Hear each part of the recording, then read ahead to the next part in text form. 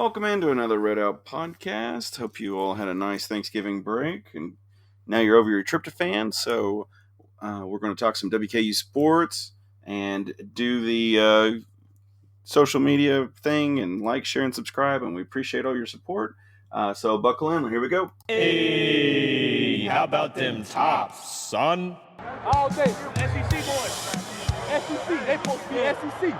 Crazy all day, baby. You're listening to the Red Out Podcast.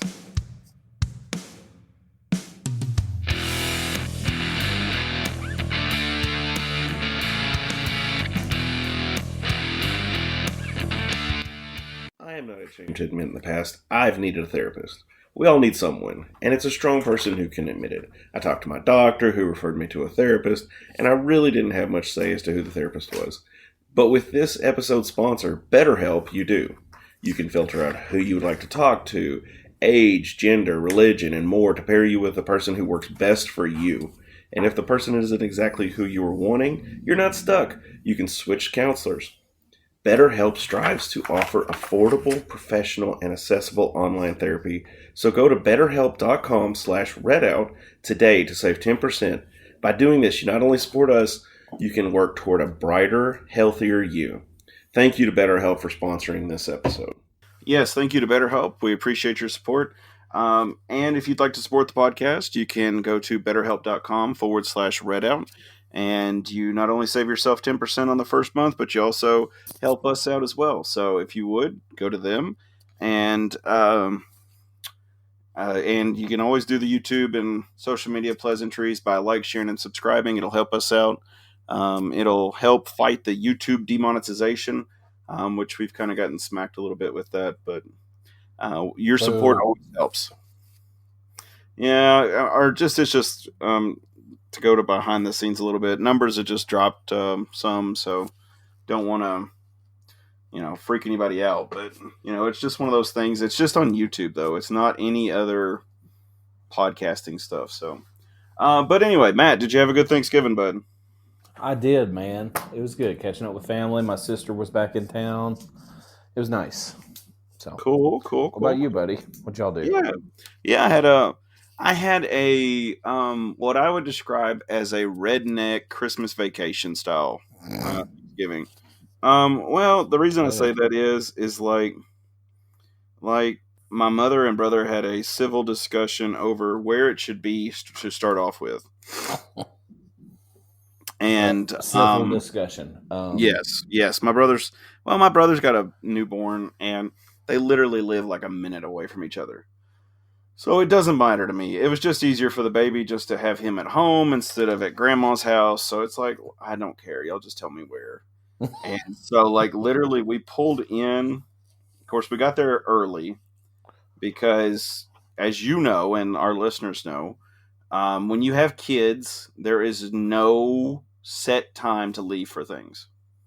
Yeah, absolutely. Like if you have to be there at noon, I will tell my wife to start getting ready. I'll be like, hey, we need to be out the door by 9, even if it takes 10 minutes to get somewhere, and we got to be there by noon, because I know that no matter what happens, we will not be going that way by 9 o'clock.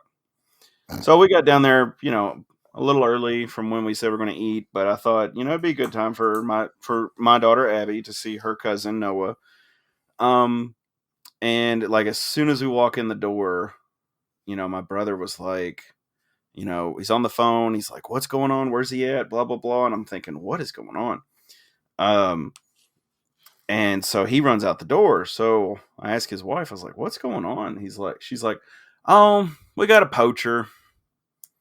I was like, a what? And somebody's poaching? Apparently somebody had driven by and saw a deer in their neighbor's field and took a shot at it. Oh. And then they came back to try and get the deer's antlers. And so the neighbor, who's like in his 80s, was chased the dude halfway to Scottsville and called the game warden. And it was like I said, it was like a Christmas vacation on Thanksgiving. Like if this was a movie, everybody'd be like, yeah, this would never happen. But yeah. So It's kind of like Christmas Vacation with Grandma got ran over by a reindeer. yes, basically. But I mean, other than that, like everything else was fun. It was fun. It was okay. So we had a nice break. It was great. It was fun. It was. I mean, We had Thanksgiving. we ate. How about that? We ate food that wasn't, just totally destroyed or anything. So it was fun. And of course, we've had a lot of Hilltopper news going on. So Western girls did amazing, as we expected, in the Conference USA tournament. So there's that.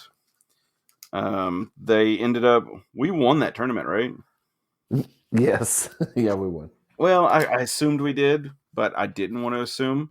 And I really haven't had a lot of show prep, so women's volleyball won the conference championship. They won 3-0 against New Mexico State. So suck it, New Mexico State, whatever your mascot is.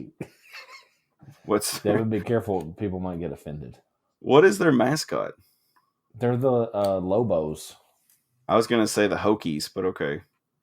Yeah, that's another good guess. But they're the Lobos. The Lobos. Okay, Their well, logo is a dude with a. It looks like a cowboy. Yeah, kind of a Mexican cowboy. I wasn't saying Mexican, but okay. I mean, he's got like the handlebar mustache with the So you're assuming that all Hispanic people have handlebar mustaches. Okay, I see where you're going. Okay. Wow. Okay.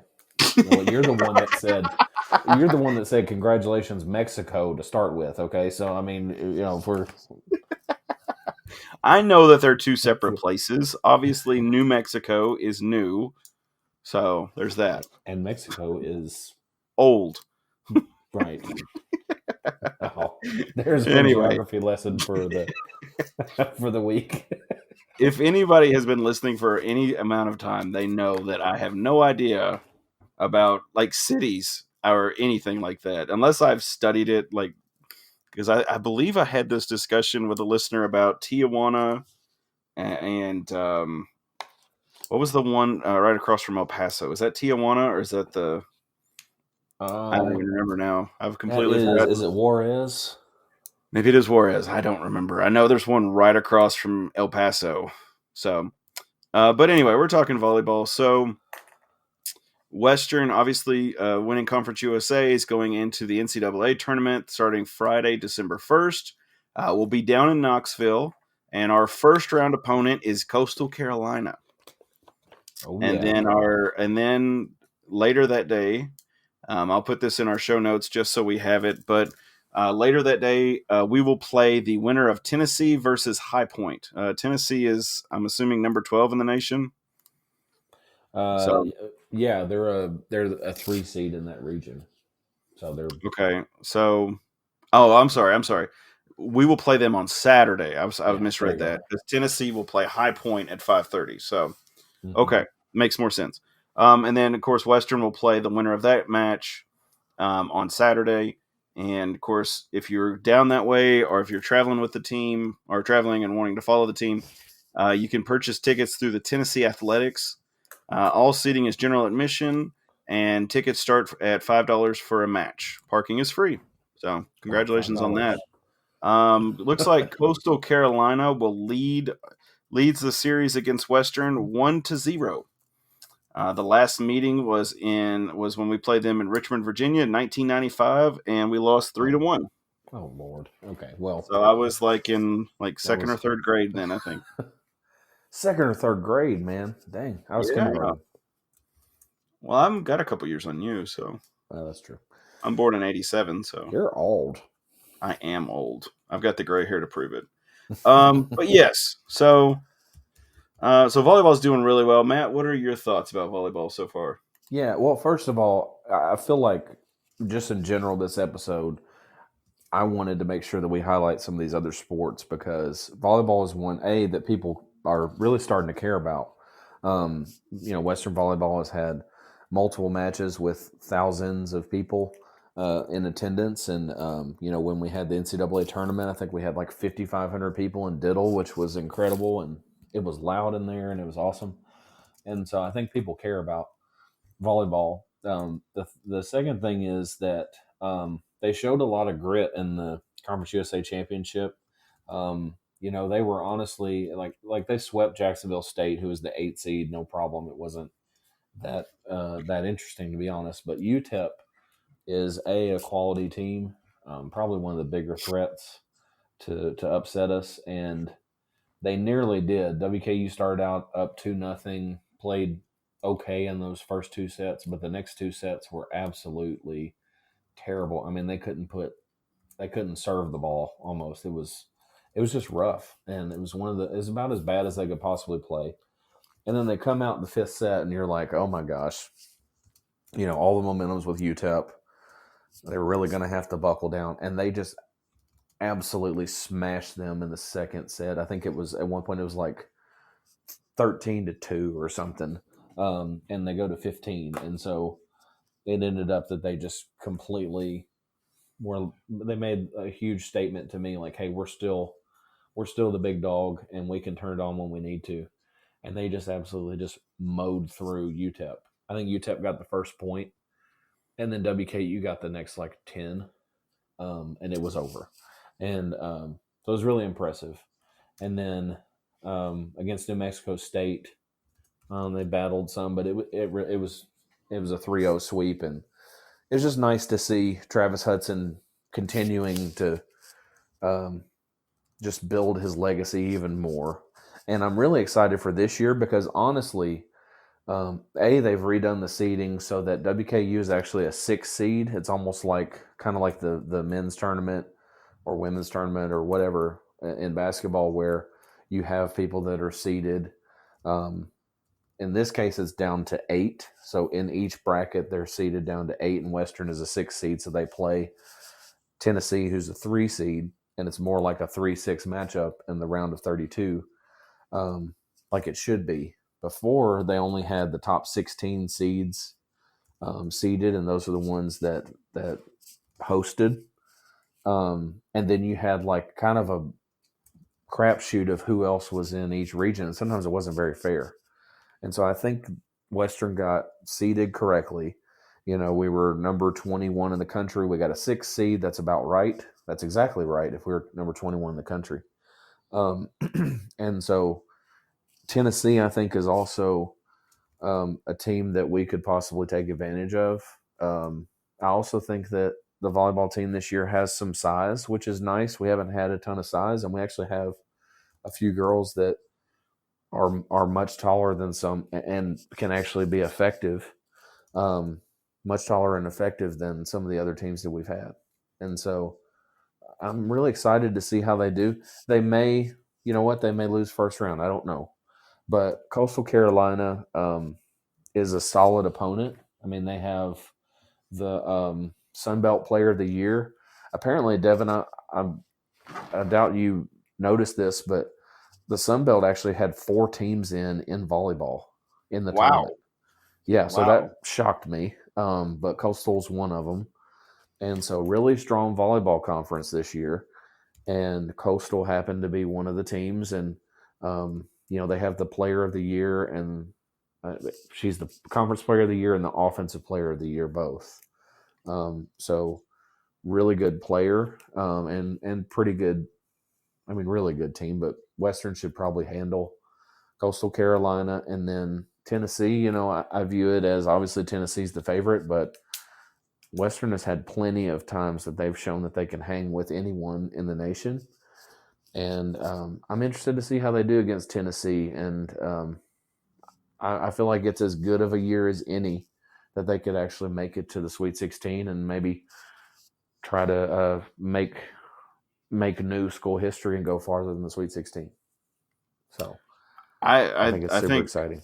Well, I think, not really throwing out a prediction here, but I think Western has a chance to do well. I think we'll make it. We'll win this round, and I think we'll be playing Tennessee in the next round, and we'll just.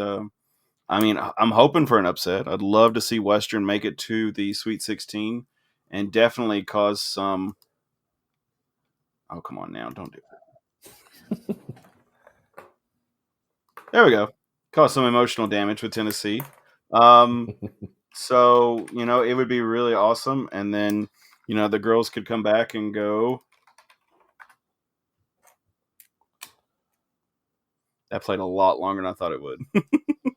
What did you play? I didn't even hear anything. Oh, you didn't hear it? Sorry. No.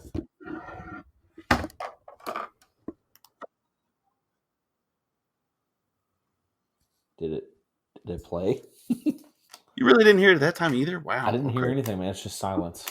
Okay. I'm sorry. Anyway, so Western. I'm hoping women, the volleyball team, will do well. They've always been on the cusp of greatness, and we've said this many, many times on the podcast that if any other sport had the success that volleyball has had, that Western would be on the map. As far as, if football had this success, we would be like a TCU at this point. That's the analogy that I'm thinking of right now. Because we're volleyball is on the cusp of having a breakout, and it's fun to see their success, and I'm hoping that they will have some luck and some things will go their way. And like you said, we've got the girls in the right spots, we've got the right coach, and I think Western could definitely dominate Tennessee. I know we're 9 spots down rankings wise, but the system's rigged, so there's that. There we go. Well, yeah, I was looking at Tennessee. I mean, Tennessee obviously deserves some respect. Of course. They have 4 losses on the year. They lost to Wisconsin, who's like a national number 1 seed, in 5 sets. So that's impressive alone. They lost to Kentucky, but they also beat Kentucky. So they split with Kentucky this year. They lost to Arkansas. Western played Arkansas and also lost. I can't remember if it was 3-2 Western, but they lost 3-1 to Arkansas. And then they lost to South Carolina at the end of the year, which I believe, I don't know if that was in the tournament or what. But anyway, that seems like kind of out of the norm, but it was the very last match that they played. So do they take in negative momentum? I don't know.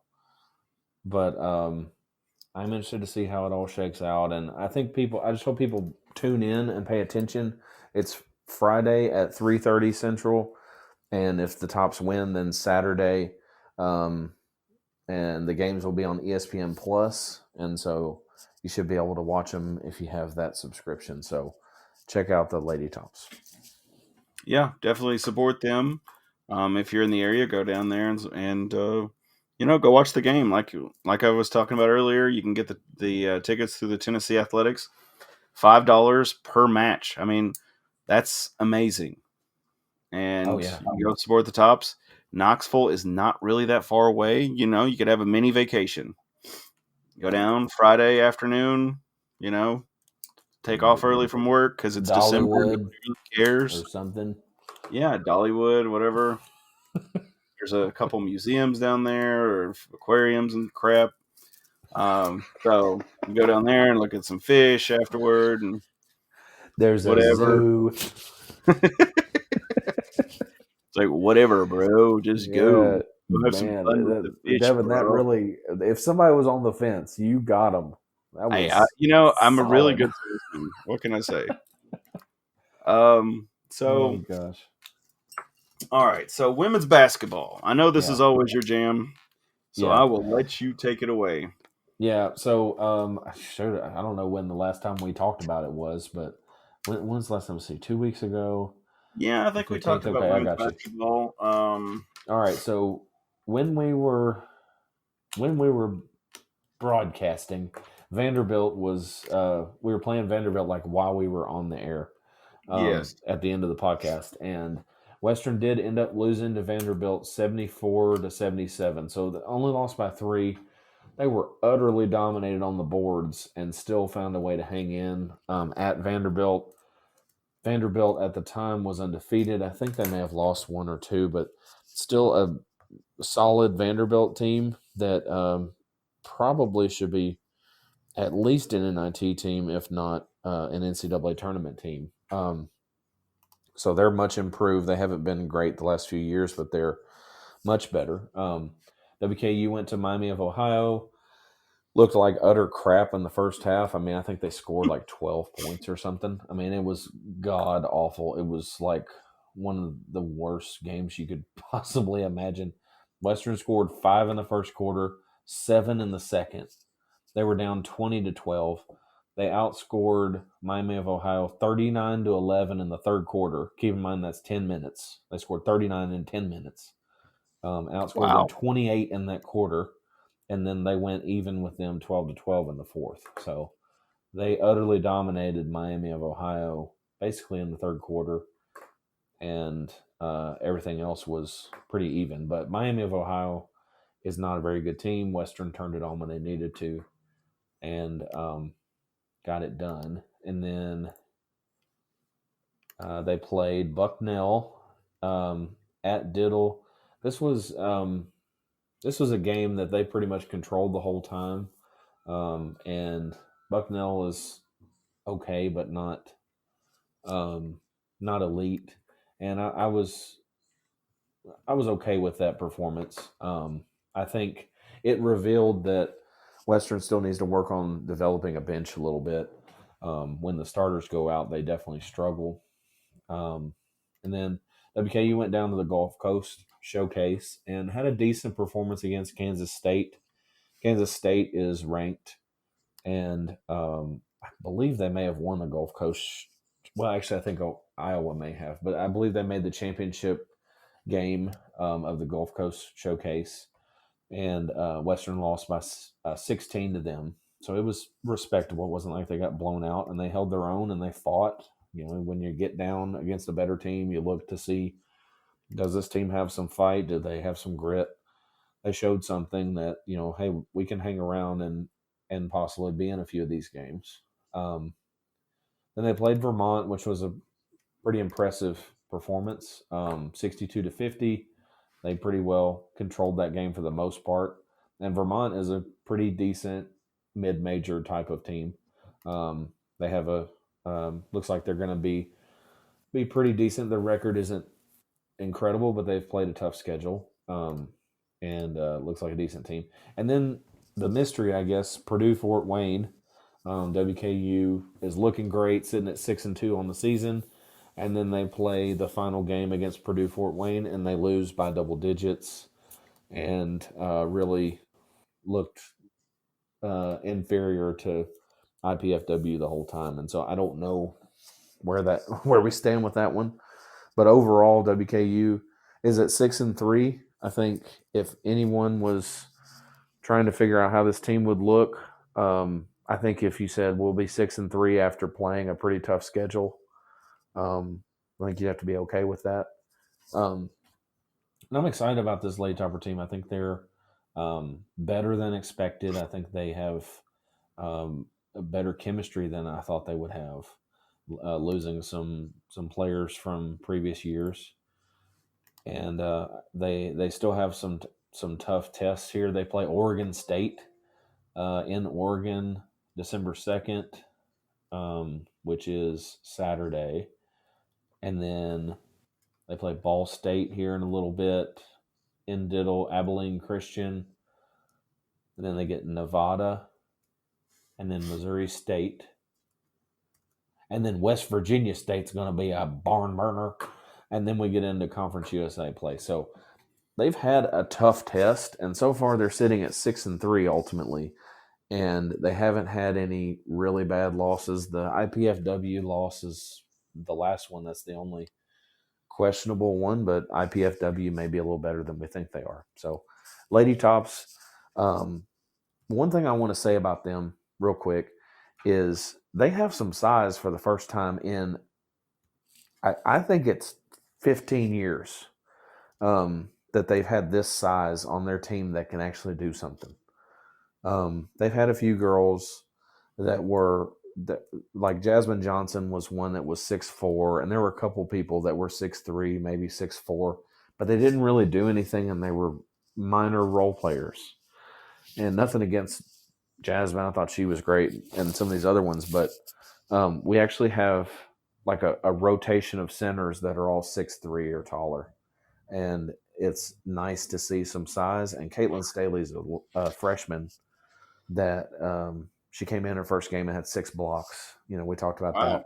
Yeah, we talked about that a few weeks ago. Mm-hmm. And I mean, she's really impressive if she can stay out of foul trouble, which is her biggest issue. I mean, she just kind of runs people over right now. It's kind of like, oh yeah, here we go. She's in the post and she is directly going straight into that person's chest. This is going to be a charge. And his name is John C. Right. Anyway, unexpected. Oh, my daughter's waving at me. The worst part about this is I love you too. I have no control. I don't know which ones are which because I forgot to name the soundboard button. So like that was amateur hour. Yep. God, you're like the cobbled together DJ that has no idea what all the buttons do. Well, I Push didn't and grab. name them, so it's like all these letters and numbers. So I literally just took a guess there and was like, "Man, let's see what it is." Yeah, sure. I mean, it worked. That's not too bad. Yeah, that could be when we're talking about a wall. Right now. That could be for football. Turn it down a little bit.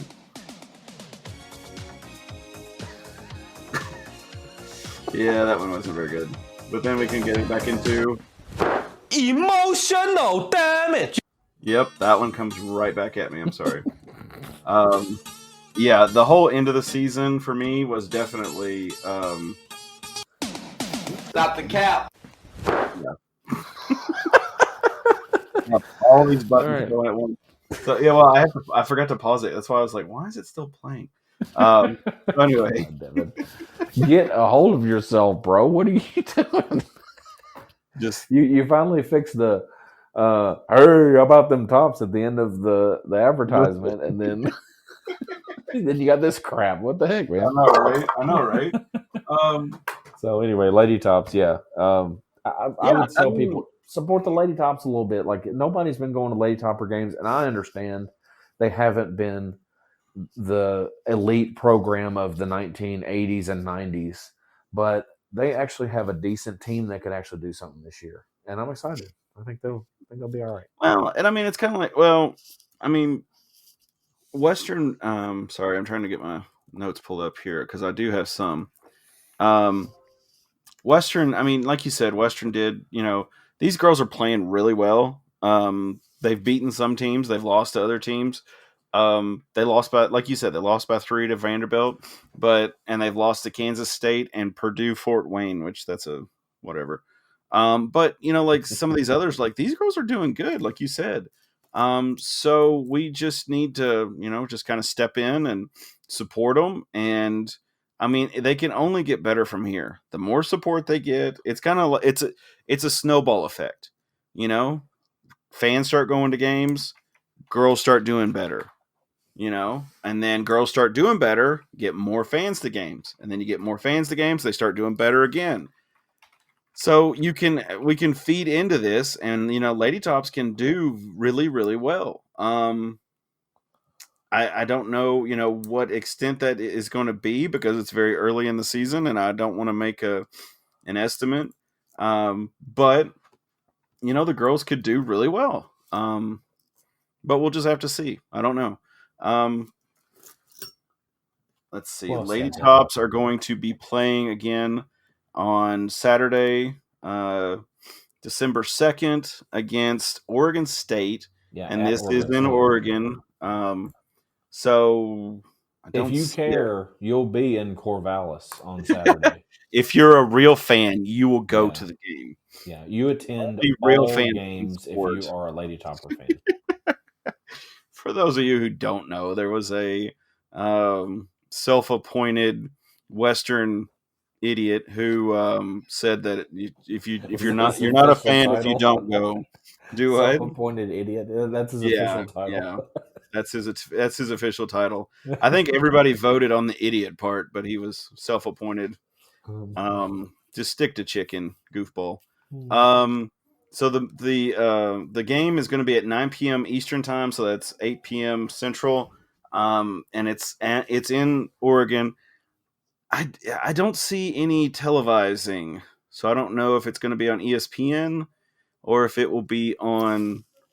I don't know what it's going to be on, but right now Oregon State is undefeated. They're 5-0. Western is 6-3, and we're 2-1 in conference play so far. So, support the Tops.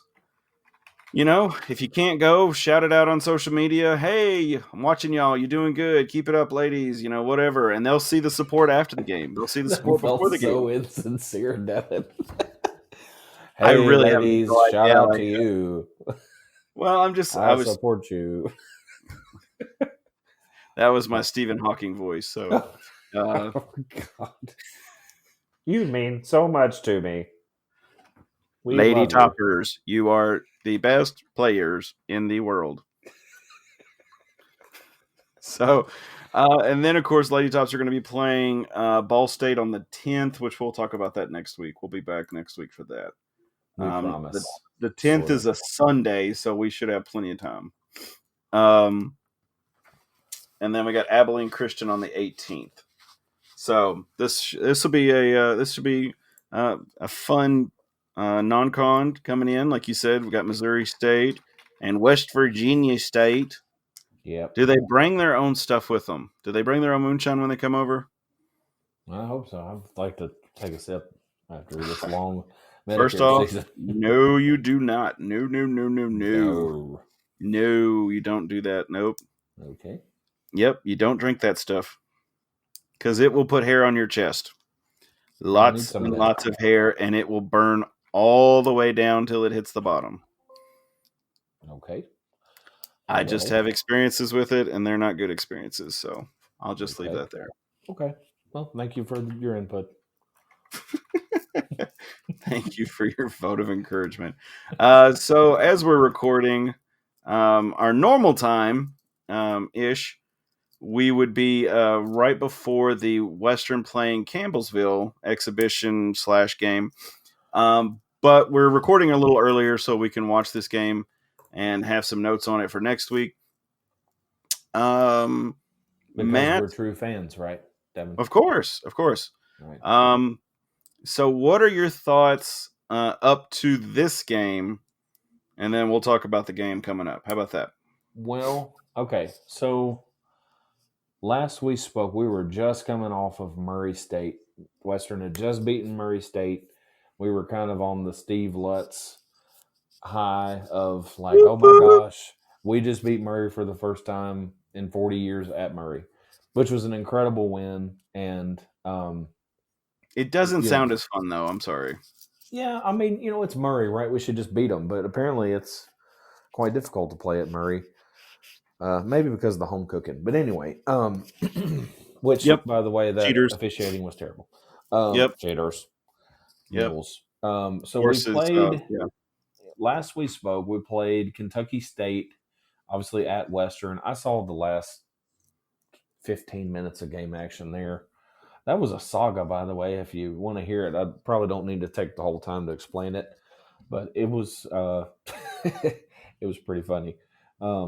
We had like the credit card machines at Fresh weren't working, so right, so none of us had cash. So we go down to the ATMs. Well, my card had a fraud alert on it, so it wasn't working. The PIN thing wasn't working. My mom and dad only had their their rewards credit cards. They didn't have debit cards on them. Oh my gosh! So we ended up having to get my friend who's in college. Whatever he's in college and he's an older guy. Not older guy. He's not like 65 or something, but he's in his 30s. He's 64. But okay. Okay, right. He is. He retired and went back to school. But anyway, we had to bum dinner off of him and then zelled him money back. But anyway, it took like 45 minutes to figure this out at Fresh, and that's why I was so late to the game. But anyway, they played Kentucky State, and it was it kind of describes the last few games that Western's played. It was just kind of lackluster. I mean, obviously we had the high of Lutz and, oh my gosh, we can play defense. We look awesome. We're going to kill everybody. And then Kentucky State just looked like we just kind of showed up, and Lutz kind of said basically, yeah, if we played anybody in Conference USA, we'd probably lose. I mean, at least he's honest about it, right? Yeah, I mean, I like it. And he was kind of like, one thing that I love about him is he's like, you know what? That's on me. I didn't have our players ready to go. And that's something that you didn't really hear from Stansbury. Is like, you got to step up and make shots. And that's about it. And he would say, well, we're better than Kentucky State or whatever team, and we should win. And anyway, so I like what I hear from. Come on, Tavion! What the hell's wrong with Tavion?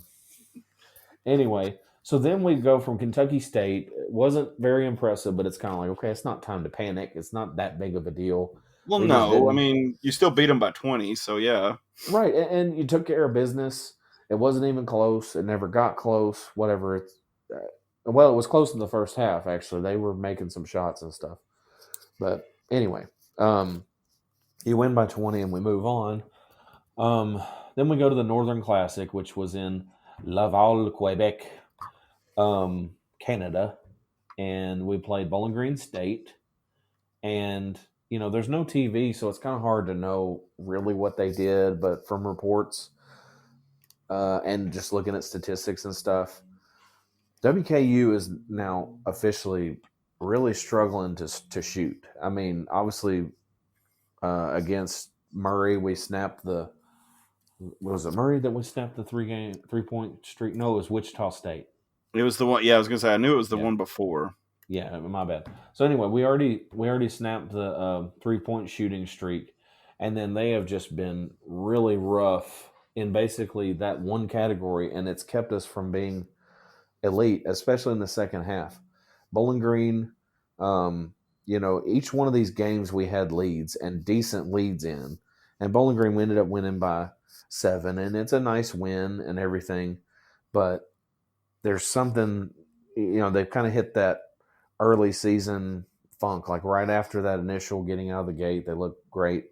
Now it's kind of coming back to earth, and you're kind of seeing what this team probably really should be expected to do. And so Bowling Green, they won 72-65 on Friday the 24th. Canisius, they played the next night, which everybody was freaking out because they had never heard of Canisius. But, I mean, it's a school that's been D1 basketball, mid-major for years. And anyway, they're just not they ain't from around here, so nobody knows them. But, Western was up and ended up kind of melting down and lost by 8, 77-85. And then UNC Asheville was really not very pretty. Western was up 7 at halftime, ended up losing by 10. I'm pretty sure that it expanded out to more than that. And just not a pretty way to end that Canadian tournament. And so we don't like Canada in this podcast. Anyway, it's kind of hard to know what to feel about the basketball team at this point. They're fine. I think people need to have realistic expectations and understand that this is what you thought it would be at the beginning of the year, and it's just come back to be what it is. Instead of starting and you're thinking, oh, we're going to sweep through Quebec or whatever, and we're going to be 6-1 and we're going to look great doing it. We didn't, and we lost 2 games. But now it's time to move on. We've got Campbellsville tonight, and then we get Eastern. Hey, okay. Stop talking. Sorry. Okay. I was trying to go back and edit some stuff, and I guess I hit something. Go ahead. Sorry. Anyway, how about them tops? Yay! We play Eastern after Campbellsville, and then we get Buffalo, Wright State Austin P, Cal Baptist, Abilene Christian, and then we start conference play. So, I mean, the tops are in a position that each of one of these remaining non-conference games besides Campbellsville are D1 opponents that are similar level-ish to WKU, varying levels. But, I mean, WKU hopefully gets their act together, and, I hope that we win a majority of the rest of these and look into Conference USA play feeling good. I think people just need to be patient.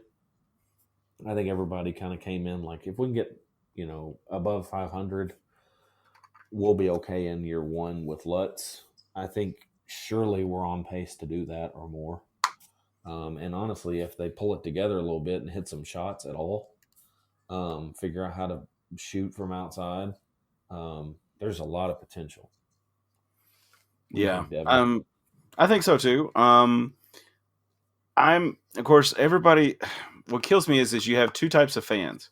You have the fans who sit back and they don't get excited and they don't get upset.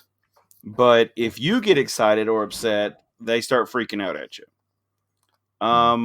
So I am on the train of, okay, we're doing good. Let's keep it up. But if something doesn't go our way, I understand. It's Coach Lutz's first year. He's trying to implement a new system. I get it. I'm not really upset.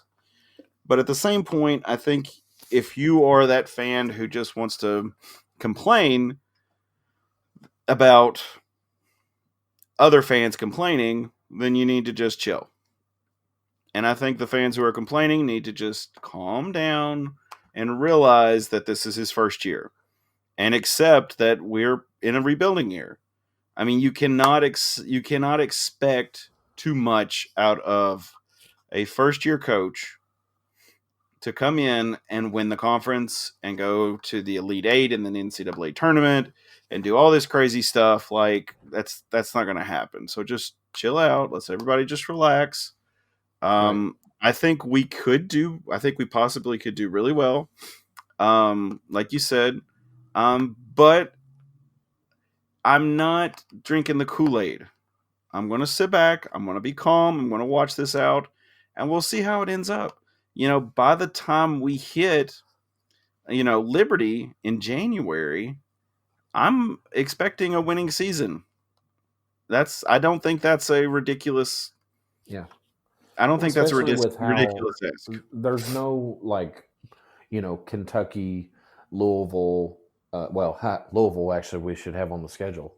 But I mean, one of those blue bloods. You don't have North Carolina, Duke, Kansas, Arizona all in a row. No, there's this no isn't game Texas like that Southern on this schedule. So expecting a winning season is completely reasonable.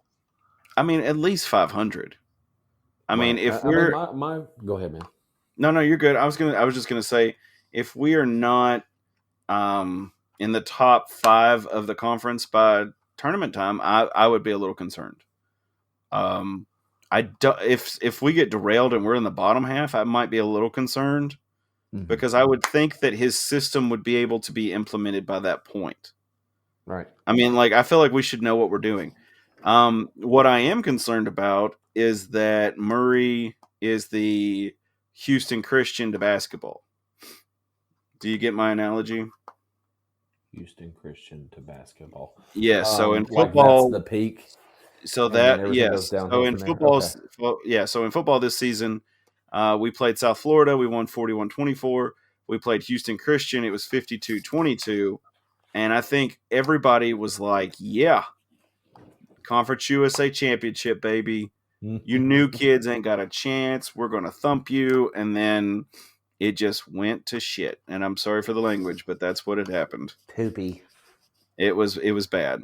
And now we're sitting 4th in Conference USA. And I mean, we're bowl eligible, so there's that.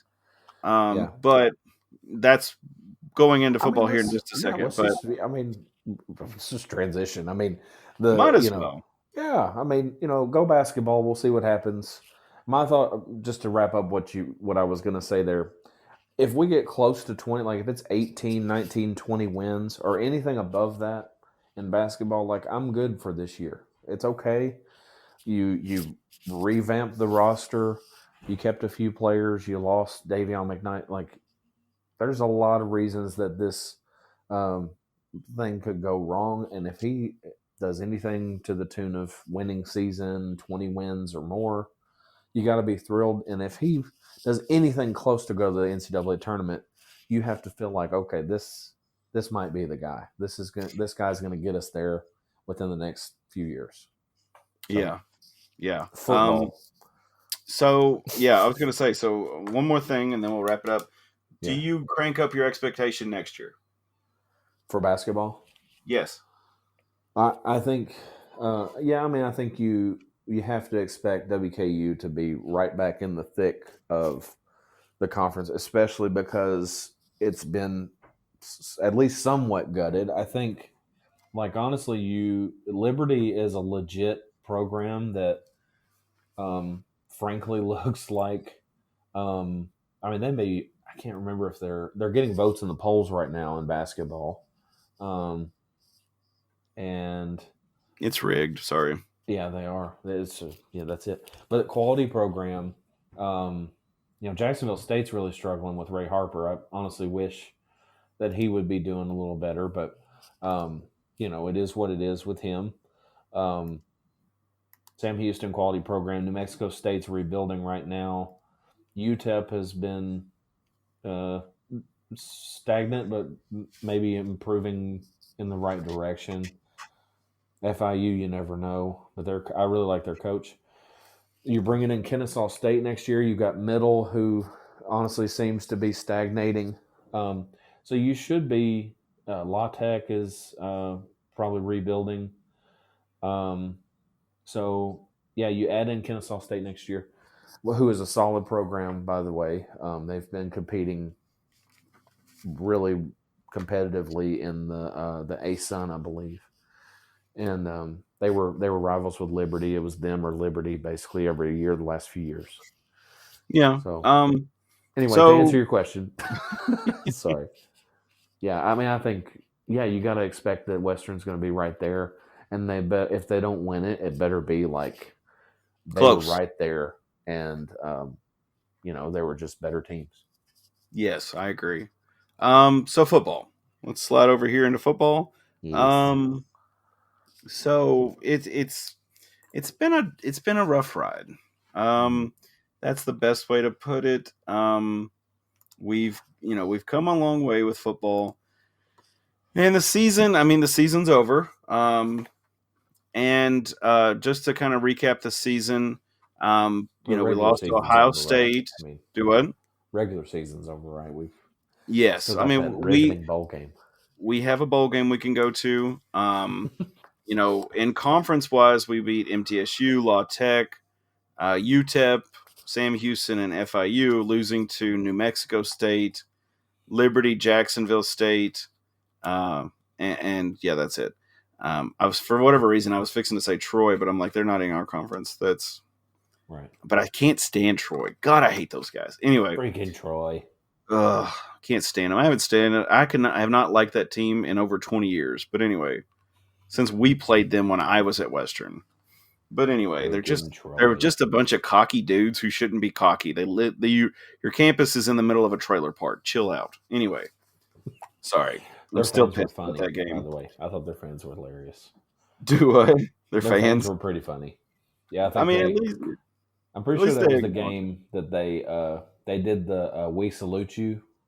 You know those old commercials like the yes the "We Salute really You" bad toupee wearer or whatever. Yeah, well they did that to me, and they said "We salute you, Towboy," for thinking that you make a damn difference. And you're like, joke's on you. I just hold the marker. Yeah, and then Coach Wells. I remember Coach Wells too. This was funny. I was taking care of the marker too, right? Where Coach Wells, he's talking to the O-line, and he's like, "Quit effing paying attention to them. They're a bunch of bleeps, whatever, And they're like, ah, whatever. And they like start screaming and whatever. And he's like, yeah, I said they're a bunch of bleeps. And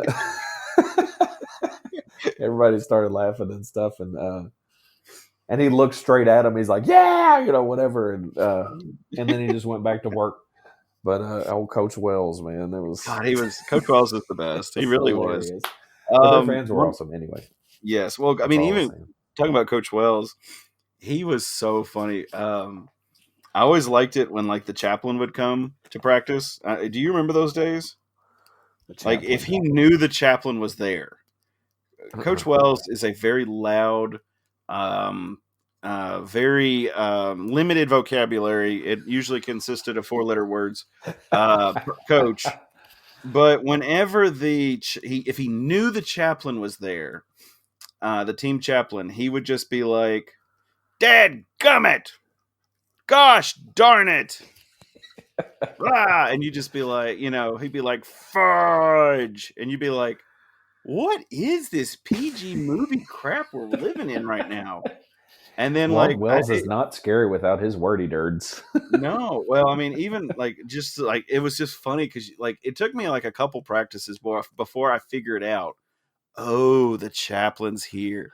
He doesn't want to cuss in front of the chaplain. Oh, I got you. Okay.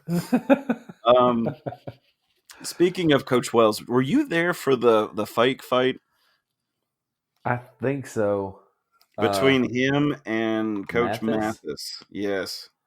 Wasn't that was that in Elson's year? That was Elson. Were you there for that? Year? I don't remember. I don't remember which one specifically. Okay. I just remember it was weird. It was a summer practice.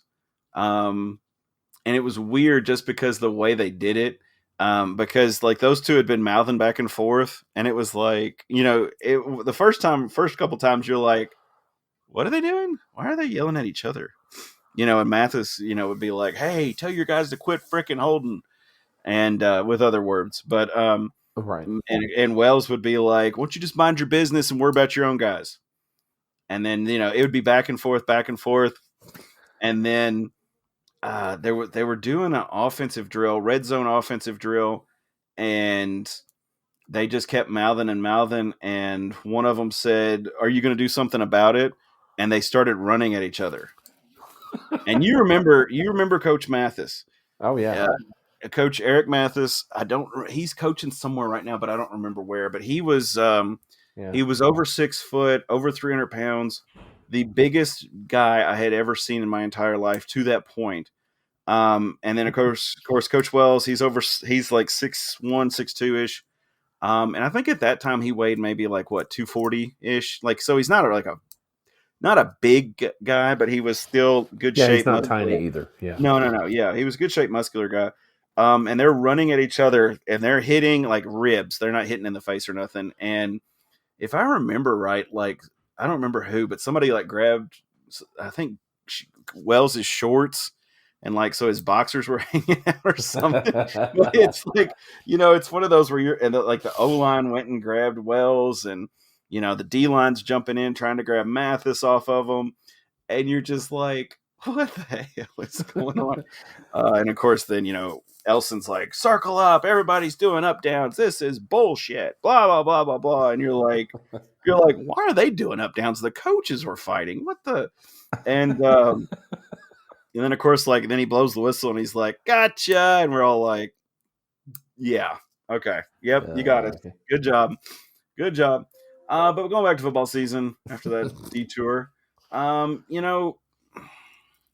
In my opinion, it was a lot of disappointments this year. But I think expectations were high with Austin Reed returning. We had Malachi Corley returning.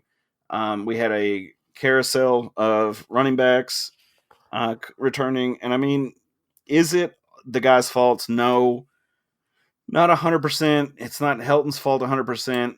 It's not injuries 100%. But I think all three share partial blame. Mm-hmm. I believe 33% goes to each one.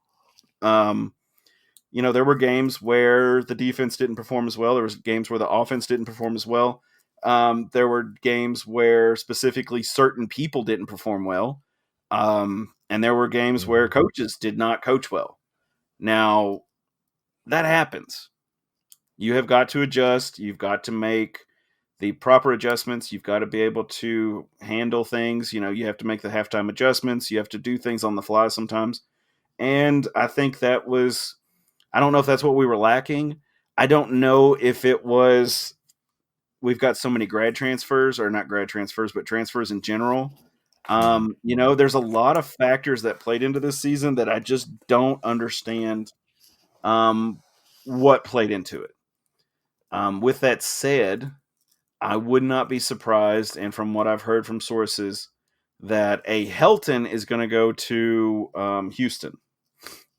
I'm not going to say it's going to be Tyson Helton, but it could definitely be Clay Helton. And I've heard from sources that that's been in play for most of this season. That before the season started, one of the Heltons knew what was going to happen. With that said, now Interesting. Indiana job has opened up as well. It would not surprise me if Coach Helton ended up in Indiana. Is that a good job? No. It is in a very bad conference for Indiana. Indiana is the bottom feeder. And I will say that again loudly. Indiana is a bottom feeder. But anyway, I don't like Indiana either. So anyway, they don't feel have how you need to feel, buddy. Well, I mean, they don't really have anything spectacular. I think they've got a little more clout than Purdue, where Brom went, but I would not expect Coach Helton to last, several seasons at Indiana. With that said, the Indiana name could carry enough clout that he could do pretty well with recruiting. I don't know. If I am not mistaken, correct me if I'm wrong, we are down a quarterback and a wide receiver for the bowl game. Is that public knowledge? Are we? I don't know. I thought I saw that earlier. Was that in our chat or something? I thought so. Oh, I don't know. I thought that was true, but let's see here. God, he kills me. Let's see. I hadn't seen. Dude, I've been busy today. I've been. Okay, I do have some breaking news. Tom Ellard is entering the transfer portal on December 4th. So Tom Ellard will not be at the bowl game if we make a bowl game, which I imagine we will. Well, some of these guys are playing. Like I know, like Caden. Is it Caden Veltkamp or whatever his name is? Veltkamp, the quarterback, backup quarterback. Like he's, he'll still be at the bowl game. He's just entering the transfer portal. So anyway, some of these guys will be playing. I hadn't looked through those messages. If you got something, say it. We do have, and I may be wrong on this. Desmond, who is Desmond? Is D lineman or not? Offense. What number is he? Desmond. Number 10. Who is number 10? Desmond Baker. Yes. Okay. Desmond Baker is entering the transfer portal. Okay. Yeah, that's. Sorry, I'm going off Twitter handles, and I'm like, wait a minute. Yeah. So I mean, well, you don't know anything right now until they commit somewhere. And that's true. That's true. Because like we had tons of guys in the portal last year, and they all came back. Or a bunch of them did. So, I mean, it's just going to probably be the style of how things go because they've got to go shopping to see. I mean, if they can get an offer they can't refuse, like, why would they not go somewhere, start and make a bunch of money and go to the NFL? Like, of course, that can make sense for some of them. Some of them are probably going to go somewhere that they're going to screw themselves. But I would hope it's a small percentage. Right. I mean, absolutely. I don't want them to put themselves in a bad situation, but unfortunately, decisions get made, and sometimes they're not good ones. Yes. So and that's the only thing I want to preach on at this point in the season is just like Dennis was telling us a few weeks back when we had our interview with him. when or was that Dennis? Yeah, it was Dennis that Alabama called and wanted him to go to Alabama. But they told him he would be number two. He would At be a number best. two. Yeah, at best, he would be a backup. And he laughed at it but the sad thing is there are players out there who are like, Alabama wants me to come down there, okay, and then they're like, oh wait, he said I was going to be a number two. Oh shit, I signed the paperwork. Well, Um, what's worse is like they won't tell you, hey, you're going to be a backup. They'll be like, we think you yes, can compete for a spot. We think yes, you have a chance. You just got to get in and work hard and get after it, and you never know. And yeah, then they go and sign up, yeah, and they barely travel. yeah, and I mean, which is not going to help. If you're hoping to go to the NFL, depending on like where you play and your amount of injuries, which is another factor that plays into college athletics. Depending on injuries and how much you play, that's going to factor into your college experience. And I'm hoping, I would love to have a kid listen to this part of the podcast just for this. If the coach, I'm not saying the coach is going to guarantee you minutes, but as long as they're not saying you're going to be a number two at best, God, don't go there, dude. If you're playing at Western, you're getting playing time. People can see you play. That's what you want. You do not want to go to an Alabama or a Texas or Oklahoma or any of those big schools and just sit on the bench. You want to get in the game, so do that. Well, the Play other thing somewhere where too, you get minutes. What? man, is like a lot of guys are productive, but they're small. And Yes. so, like Upton Stout will be one that I immediately saw him announcing that he's going to transfer, and I'm like, okay, he's undersized. He Yeah. already got picked on some by some teams that had some good matchups on him with some bigger receivers. Yeah. If he goes and plays in the SEC or the Big Ten or fill in the blank, and he faces those huge guys all the time, he is probably not going to be. I mean, he's a good player and everything, but when you don't have Yeah. the size, it's difficult for you to compete on that level. But he could sit at Western another year, be a standout player, and have a chance at the NFL, and he'll be viewed as an undersized but awesome prospect. If he goes somewhere else, he probably is going to get washed away in that roster unless they just have no cornerbacks that can fill out the roster. Then he might have a Exactly. chance. Otherwise, he's either going to go to a lower level and play about the same that he does at Western, and he's going to be a superstar and probably never get drafted or Yeah. even invited to a camp, or he's going to go up a level, and he's not going to see the field. So I Yeah. don't see why someone like him will go somewhere else. Yeah. And like you said, I'm hoping, and obviously I'm assuming you are too, that players like Stout stay. I would hope that he would stay with Western, and take the next year to continue playing and getting that experience, and maybe getting some muscle built or whatever. But you're getting playing time here, so stick with it. As long as you're getting playing time, that's fine. And I honestly think that a lot of these guys throw their names in the portal just to see who bites. Mm-hmm. I think they want to see who is going to bite and what offers they'll get. Mm-hmm. Honestly, I would like to see this year how, Davion's doing. I want to see how McKnight's doing. Where did he end up? Xavier. Xavier. I was thinking that for whatever He's reason, I been was like, okay. okay. He's. I think he's starting. I've seen him scoring some double digits, but I haven't seen something where it's like McKnight leads the team with 35 points or anything. So Yeah, and like we said last year, the last episode, we wish him all the best, and there's no ill will against him for leaving. But I want him to have success. I enjoy, the Charles Bassies in the NBA. I enjoy the Bailey Zappies in the NFL.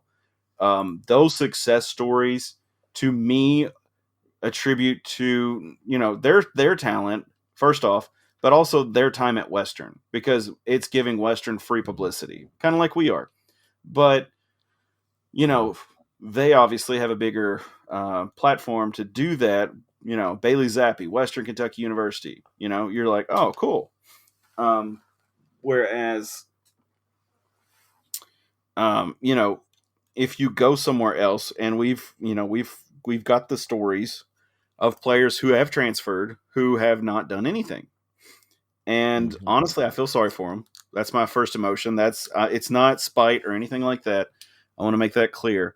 But I'm frustrated for them, and I am and it's not pity, but it's disappointment. Because I do want success for these guys. I don't want them to come in and to not get any playing time playing for Florida. I'm just throwing that name out there. I'm not saying any players in particular. I'm not picking on anybody in particular. But if you're not getting playing time, then you're wasting your time. So, and honestly, I think the NCAA is messing up by not allowing some of these players to transfer. Whether these kids are recruited by Alabama straight out of high school and then they don't play, let them transfer. Then they trickle down to mid-majors. And then, maybe some of the mid-major players transfer up or down, and so be it. If coaches can transfer so quickly, I don't see why players can't. But that's just my thoughts on that. Football, I'm assuming we'll get a bowl game. The selection show is this coming Sunday. Am I wrong here? Do you have any idea? I believe so. Yeah. I hadn't paid attention to when the selection show is, but they'll announce this weekend, and we will be going unless there's some kind of like crazy academic thing and eligibility type thing. I mean, there aren't enough bowl eligible teams, so like teams like James Madison, Jacksonville State that would only conditionally get in, they're in, and then there may be a few 5 and 7 teams that get to play as well. Yeah. So let's see here. Real quick before we end the show, I've pulled up Sports Illustrated, and I'm looking at real quick to see where Western could potentially go bowl wise. Okay, this isn't going to show it. This is just showing who's eligible. Okay, never mind. I've seen the Bahamas Bowl, the Cure Bowl. There's something in Birmingham. There's a few places that we could possibly go. That's a negative on that one. But anyway, so what do you? Another one. So where would you like to go? I think Myrtle Beach would be pretty cool. That's different, somewhere we haven't been. It's fairly close. It's a destination people would probably want to go to. Yeah.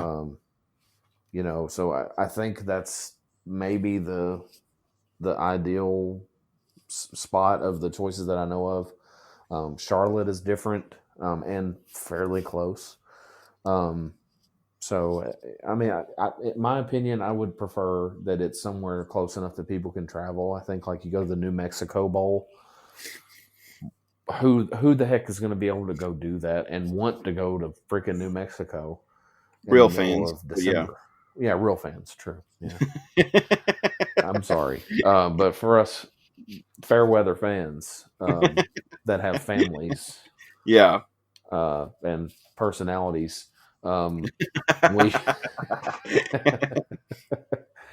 We may have other things that we may need to do, like Christmas and stuff. Yeah. Sorry. But anyway, I hope it's somewhere close. Honestly, like, real fans don't have families or lives or anything outside of that, so that's fine. Whatever. Right. But it's anyway, all Western, 24/7. Yeah, all Western, 100% all the time. Anyway. So check back next week. We will be talking Western sports. Hopefully we'll be talking, maybe some bowl games talk. We'll talk some more basketball, volleyball. We will have some updates on volleyball, and hopefully they'll be continuing in the NCAA tournament. Let's make it a freaking volleyball episode, ladies. Go sweep through Knoxville, and let's talk all volleyball Sweet 16. I'd love to do that. So the first 2 rounds is going to be November 30th through December 2nd. The Sweet 16 and Elite 8 will be November 8th through the 9th. And then the semifinals will be December 14th through the 17th. And then that one will be played in Tampa. So, Tampa, Florida. So, hopefully, I'd love to be, if they made it to that week, by God, we would have just a volleyball show. I would talk about them for 1 hour. Heck yeah. I would be 100% fine with that. That would be December 13th. So we would, and December 14th. So, ladies, if you're listening, let that be some motivation. We'll have a volleyball episode if you make it that far. But best of luck to them in their NCAA tournament. Best of luck to football and the bowl game coming up. Hopefully we'll be talking about them next week. Basketball, men's basketball, etc. I think next week we should dive into how we kind of feel about the season. We didn't really get into that. We got more into recruits and stuff, but maybe give a little summary of how we're feeling and what the season has meant, because I think that's irrelevant. People are thinking about that right now. Like, how do we feel about this year? Yeah, and I think you're right. Topic. So, let's dig into it. I definitely agree. Check back next week. Like, share, and subscribe to the episode. We appreciate your support. And as always, guys, go Tops.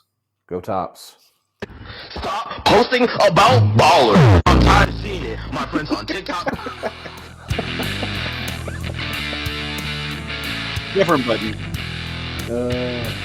Get it together, Devin. No, man. This is the fun part. Pushing the button. All right, buddy. We'll see you around. Have a good one.